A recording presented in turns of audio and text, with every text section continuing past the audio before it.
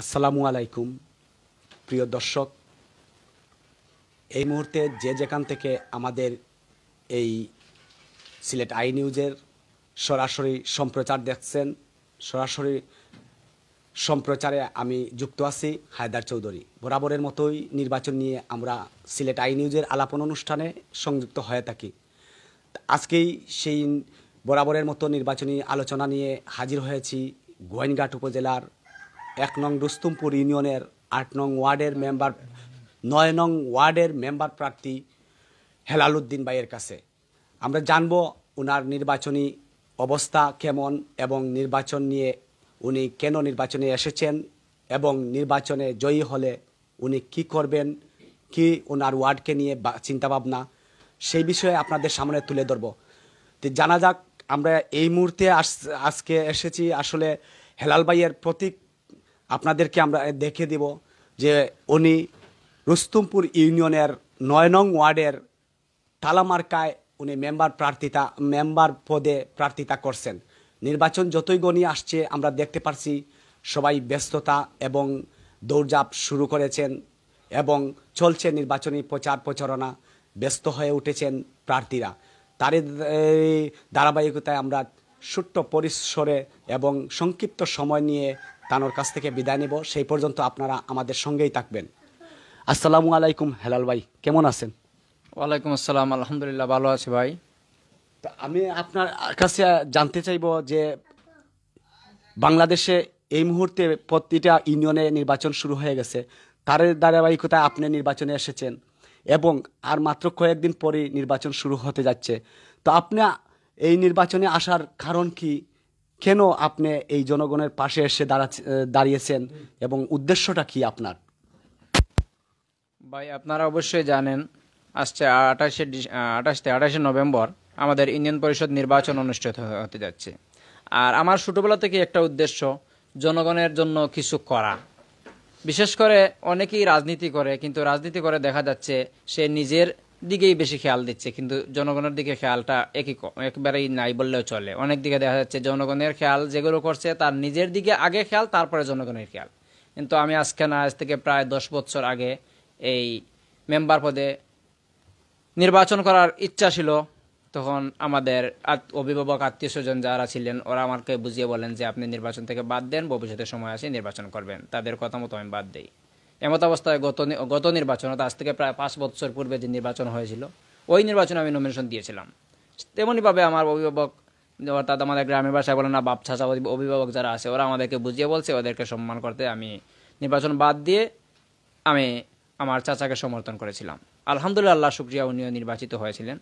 এবার সবাই আমাকে কথা দিচ্ছে, আমাদের মুরব্বী আত্মীয় স্বজন যারা সবাই বলছে হ্যাঁ তোমার দ্বারা হবে, তোমার চলাফেরা আমরা সন্তুষ্ট, ঠিক আছে তুমি নির্বাচন করো। এই সবার ঐক্যমত নিয়ে আমি নির্বাচন করতে রাজি হয়েছি। তো আমার মহৎ উদ্দেশ্য একটাই, জনগণের সেবা করা। কারণ জনগণের সেবা সবার ভাগ্যে জুটে না। আমি মনে করি যদি জনগণের নির্বাচিত হয়ে জনগণের সেবা করতে পারি, সেটা আমার জীবনের অনেক বড় ফখর লাগে যে আমি যে জনগণের সেবা করতে পারছি। আমি ছোট্ট হয়ে আমার নিজের প্রশংসা তো নিজে করলে হবে না, আপনারা বিবেক খাটাইলে আমাদের এলাকার প্রতিবেশী গ্রামগঞ্জে যারা আমাদের পরিচিত আছে, আশা করি আমার মনের বিশ্বাস ওই এলাকার পরিচিত লোক যারা জনগণের সেবার উপযুক্ত সবাই আমাকে চিনে এবং সবার প্রতি আমি দোয়া প্রার্থী। কিন্তু আমি কতটুকু করেছি সেটা আমার মুখে বললে হবে না, আপনারা বিবেক খাটাইলে দেখবেন আমি তো জনগণের কোনো প্রতিনিধি ছিলাম না। কিন্তু আমার যে অবস্থায় আছি ওই অবস্থায় আমার গ্রামে গঞ্জে চলাফেরায় মাতকতায় যতটুকু আছে, যে আমার অবস্থাটাকে সাহায্য অনুযায়ী যাকে যা পারছি কোনো না কোনোভাবে আমি সাহায্য করার চেষ্টা করেছি। সেটা আমার একটাই মহৎ উদ্দেশ্য, যাতে আমার দ্বারা মানুষের কোনো না কোনোভাবে উপকার হোক। আমি জীবনে বেঁচে আসি শুধু আমার জন্য নয়, জনগণের জন্য আমার বেঁচে থাকা দরকার আছে। জনগণ যাতে আমার থাকি শান্তি পায়। কারণ আল্লাহ রসুলের হাদিস আছে যে ব্যক্তি শেষ পর্যন্ত 2 জনের ফসাদ নিরসন করে দিবে সেও কমপক্ষে আল্লাহ রসুল বলছেন বেহেশতে যাবে। তো আমরা মুসলমান, আমি চাই কোনো না কোনোভাবে, যেমন একটা দিকে আপনারা খেয়াল করবেন বয়স্ক ভাতা, বিধবা ভাতা, বিভিন্নভাবে বর্তমান আওয়ামী লীগ সরকার আমাদেরকে যেভাবে অফার দিচ্ছে আমরা অনেকে জানি না। আপনারা আমাদের গ্রামে খোঁজ নিলে দেখবেন এখনও অনেক বিধবা নারী আছে, কিন্তু তার এই যে বিধবা ভাতা সরকার যেটা 100% করছে তাতেই বঞ্চিত। আমি নাম প্রকাশ কি বলবো, আমার দেখবেন অনেক মানুষ আছে। যাক, আমি চাই কমপক্ষে বয়স্ক ভাতা, বিধবা ভাতা যেগুলো আছে, যাতে কারো হক কোনোভাবে নষ্ট না হয়ে প্রতিটি ঘরে ঘরে তাদের পৌঁছে দিতে পারি, বা আমার দ্বারা জনগণ শান্তি পায়। অপরদিকে রাস্তাঘাটের দিকে খেয়াল করলে আজ থেকে 10 বছর আছে আপনারা দেখবেন যে রাস্তাঘাটের অবস্থা বেহাল দশা ছিল আমাদের, বিশেষ করে গোয়াইনঘাট উপজেলার রস্তমপুর বা আমার 9 ওয়ার্ডের। কিন্তু অনেক কিছু হয়েছে আওয়ামী লীগ সরকারের আমলে, ঠিক আছে, কিন্তু আসলে বিভিন্ন উপজেলায়, বিভিন্ন জেলায় যে পর্যন্ত হয়েছে তা থেকে আমার কাছে লাগে আমরা এখনও অনেক অনুন্নত আছি।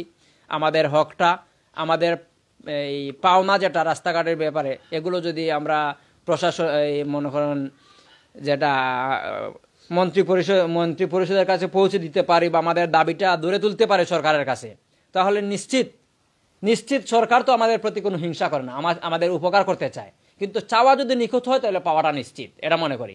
সুতরাং আমরা যেভাবেই হোক আমাদের যে ওই দরকারি যেগুলো, এগুলো যখন উপস্থাপন করব তখন আমরা পাবো, কিন্তু উপস্থাপন না করলে পাবো কিভাবে? তাই আমি চাই যদি নির্বাচিত হতে পারি, আল্লাহ তাআলা আমাকে নির্বাচিত করে, আমাদের ওয়ার্ডের এলাকার জনগণ আমাকে যে সম্মান দেয়, ইনশাআল্লাহ এই সম্মানের মর্যাদা রক্ষা করে যথাযথভাবে যে পর্যন্ত জনগণ আমাকে মনে করবে, তার থেকে বেশি আমি জনগণের উপকার করতে চাই, জনসভাকে একটা ইবাদত মনে করতে চাই, এটি আমার মূল উদ্দেশ্য। তাছাড়া ধন্যবাদ। আসলে দর্শক, আমরা জানতে পেরেছি যে আসলে উনার একটা মহৎ উদ্দেশ্য নিয়ে নির্বাচনে এসেছেন। তো আমরা সর্বশেষ আসবো আপনার কাছে সর্বশেষ প্রশ্ন নিয়ে। আমরা এর আগে একটা চাচার কাছে জানতে চাই, মোহাম্মদ আলী চাচার কাছে। চাচা, আপনি তো হেলাল উদ্দিন ভাইকে আপনারা সমর্থন করেন, তো পিছনে আপনাদের তো ওয়ার্ডে অনেক কাজ কাম হয়েছে, কিন্তু এখন হেলাল উদ্দিন ভাইকে কেন আপনারা চাচ্ছেন যে ওয়ার্ডে নিয়ে আসবেন? এর উদ্দেশ্যটা কি? হেলাল উদ্দিন ভাই কেমন মানুষ, আপনি যদি একটু এই আই নিউজের মাধ্যমে সবাইকে বলেন। আসসালামু আলাইকুম। আমরা তো এই যে হেলাউদ্দিনটা আমরা 10 বছর আর থাকি মানে নমিনেশন দিতে করে, তখন আমরা তার এবারে আমরা করি। তুমি এই বছর বাদ দেও, আগাদিন সময় আছে। গত যে 5-6 বছর আগে নির্বাচন আইলো, ও বলা এবার নমিনেশন দেওয়া হইলে আমরা এবারে হইয়ে করছি, বলছি তোমার আগে সময় আছে, এই বছর বাদ দেও, আমরা আরো করছি। এই বছর মানে আমরা হেলালুদ্দিনটা সমর্থন করছি সবেও, আমরা গ্রামের মানে এটা দিলে পালা কাম কাজ হইব, বা আমরা যে উন্নতি গাঁর এটা বা ওয়ার্ডে এটা মানে হইব হেলালুদ্দিন নিয়ে করতে পারবো, বা আমরা আশাবাদী। বুঝছেন? ধন্যবাদ চাচা। আসলে হেলাল উদ্দিন ভাই উনি একজন ভালো লোক হিসাবে মনে করছেন এলাকাবাসী, এর জন্যই হেলাল উদ্দিন ভাইকে নিয়ে আসা ওয়ার্ডে। হেলাল উদ্দিন ভাইয়ের কাছ থেকে জানতে চাইবো, আসলে আপনার ওয়ার্ড যদি বলছেন উন্নয়ন হয়েছে, এই সরকারের আমলে প্রত্যেকটা ওয়ার্ডেই এবং প্রত্যেকটা ইউনিয়নে উন্নয়ন হয়েছে, এটা অস্বীকার করার মতো নয়। তারপরে বলছি, আপনি মনে করেন আপনার ওয়ার্ডটি সবচেয়ে পিছিয়ে কোন ধরনের কাজ বাকি রয়েছে, এবং সেটা আপনি গিয়ে যদি নির্বাচিত হন আপনার ওয়ার্ডের সর্বপ্রথম কোন কাজে হাত দিবেন উন্নয়নের দিকে? সংক্ষেপে আমার এই দুইটা প্রশ্নের জবাব দিন। ধন্যবাদ, আপনি আমাকে যে কথা বলেছেন। আসলে সর্বপ্রথম আমার উদ্দেশ্য যেটা, আমার প্রথমে উদ্দেশ্য রাস্তাঘাট নিয়ে আমরা অনেক, এই যে গ্রামের মানুষ তো, আর আমাদের কাদামাটি, আমাদের তো বালুকা মাটি না যে সহজে যায়, কাদামাটি যখন লাগে তখন খুবই খারাপ লাগে। তো আমার প্রথম উদ্দেশ্য হলো এই যে রাস্তাঘাট যেগুলো, এগুলো নিয়ে খুবই টেনশনে আছি। রাস্তাঘাটগুলো কীভাবে, যেমন আমাদের গ্রামের ভিতরে আছে, এই কুড়িখোলা গ্রামের ভিতরে আছে, বা ওই বড়গুছা গ্রামের ভিতরে আছে, যে রাস্তাঘাট উন্নতি যেগুলো হয়েছে সেগুলো আমি অবশ্যই কৃতজ্ঞতা প্রকাশ করতে হয়। আর তাছাড়া যেগুলো বাকি আছে এগুলো যাতে শীঘ্রই রাস্তাঘাটগুলো ক্লিন করে আমাদের চলাফেরার ব্যবস্থাটা, এই চলাফেরার যোগাযোগ ব্যবস্থা যেটা, এটা উন্নত করা, এটাই হলো আমার প্রথম উদ্দেশ্য। আর তারপর তো সরকার যেগুলো আমাদেরকে দিচ্ছে এগুলো তো কেউ পিছিয়ে থাকতে চায়নি, আমি অবশ্যই চেষ্টা করবো যাতে আরও এগিয়ে নিতে। তাছাড়া আরেকটা কথা আমার মনে হয়ে গেছে, সবচেয়ে বড় কৃতজ্ঞতা প্রকাশ করতে চাই আমার বর্তমান মেম্বার, আমার শ্রদ্ধেয় চাচা আব্দুল হাকিম, বর্তমান মেম্বার, যিনি গত নির্বাচনে নির্বাচিত হয়েছিলেন। তো উনি আসলে এই গত 5 বছর আগে আমাকে যে প্রতিশ্রুতি দিয়েছিলেন, আর সেই প্রতিশ্রুতি অনুসারে যে আমাকে সম্মান দিয়ে উনি নিজে নির্বাচন থেকে সরিয়ে দাঁড়িয়ে আমাকে সাহায্য করবেন বলে আশ্বাস দিয়ে আজকে আমার সাথে অনেক কষ্ট করে, অনেক সময় শরীর অসুস্থ হলেও আমার সাথে পরিশ্রম করে আমার এই তালামার্কা প্রতীকে ভোট চাচ্ছেন। তাই আমি আমার চাচার প্রতি অন্তরের অন্তঃস্থল থেকে কৃতজ্ঞতা প্রকাশ করে কি স্বাগত বা কি দিয়ে আমি ওনাকে সম্মান জানাবো সেটা আমি বাসা খুঁজে পাচ্ছি না। আমি আমার চাচার প্রতি শ্রদ্ধাশীল, এমনকি আমার ওয়ার্ডের সর্বস্তরের জনগণের প্রতি আমার একটাই আকুল আবেদন, আপনারা মেহেরবানি করে, আমার প্রতীক হচ্ছে এই যে তালা প্রতীক, এই তালা প্রতীকে আগামী 28 তারিখ ভোট দিয়ে আমাকে নির্বাচিত করবেন, যাহাতে আমি আপনাদের কাছে এই যেগুলো বলছি, হয়তো বলতে বিলম্ব হয়ে গেছে, আপনাদের অনেক কষ্ট লাগতে পারে যে সময় অনেক হয়ে গেছে, কিন্তু আসলে এটা তো সংক্ষিপ্ত বক্তব্য আপনি বলছেনও। তারপর যা আমি যেগুলো বলছি, বলারও তো অনেক আছে, বললে তো শেষ হবে না, আধা ঘন্টা 1 ঘন্টা বলতে পাবে আমাদের অসুবিধার কথা, কত অসুবিধা কতগুলো হচ্ছে। আপনি যেটা বলতে চাইছেন আমি পরে এটা আপনারা পরে বলবেন। আমি এর ভিতরে শেষ প্রশ্নটা আরেকটা জানতে চাইছি যে আপনি যদি নির্বাচিত হন, এই এলাকায় অনেক মাদক ব্যবসায়ী আছে বা মাদক নির্মূলে আমরা জানতে পারছি যে বর্তমানে তরুণ সমাজরা মাদকে আসক্ত হয়ে সমাজ বিনষ্ট হচ্ছে। এটা কি আপনি কখনো মাথায় নিয়ে এসেছে যে আমি নির্বাচিত মেম্বার প্রার্থী হলে আমি এই যুবক সমাজকে ডেকে নিয়ে আসবো, নিয়ে এটা মাদক মুক্ত সমাজ গড়ে তুলবো? এই বিষয় নিয়ে আপনি কখনো চিন্তা করেছেন? হ্যাঁ, আপনি যে প্রশ্ন করেছেন, আসলে এই বিষয়ে আগেই বলছি, আলোচনা করলে ঘন্টাখানেক আলোচনা করলে শেষ হবে না। আমি কিছুদিন আগে এই ইউটিউবে সার্চ দিয়ে দেখছি, নাটোরের সিঙ্গার উপজেলার একটা গ্রাম আছে, যে গ্রামের 50 বছরের ইতিহাসে কোনো মামলা নেই। আমাদের কি মন চায় না যে আমাদের এলাকা যাতে মাদকদ্রব্য তো পড়ার কথা, যাতে একটা মামলাও না হয়, আমাদের দ্বারা সমাজ এমন সুশীলভাবে চলে যাতে জনগণ, আমাদের সাধারণ জনগণ, আমাদের গ্রামের এখনো মানুষ মামলা পুলিশের কাছ থেকে কত সুবিধা পাবে বা না পাবে এগুলো অনেক জানে না, যাতে সারা ওই গোয়াইনঘাট পর্যন্ত, উপজেলা থানা পর্যন্ত যাইয়া অভিযোগ কইরা হয়রানি না হয়ে আমাদের মাধ্যমে শান্তি শৃঙ্খলাভাবে সমাজ চলে। এবং এই যে মাদকদ্রব্য যেগুলো, এগুলো তো অবশ্যই প্রশ্ন তো আসা, আপনি যে প্রশ্ন করেছেন, প্রশ্ন করার দূরের কথা, কখনো আমরা চাই না যে আমাদের মাদকদ্রব্য নেশাগ্রস্ত বা আমাদের সমাজ বিনষ্ট হোক, এটা আমাদের কখনো চাই না। আমাদের চাই সুন্দর সমাজ হোক, মাদকদ্রব্য যেগুলো থেকে লোকজন বিরক্ততা হোক।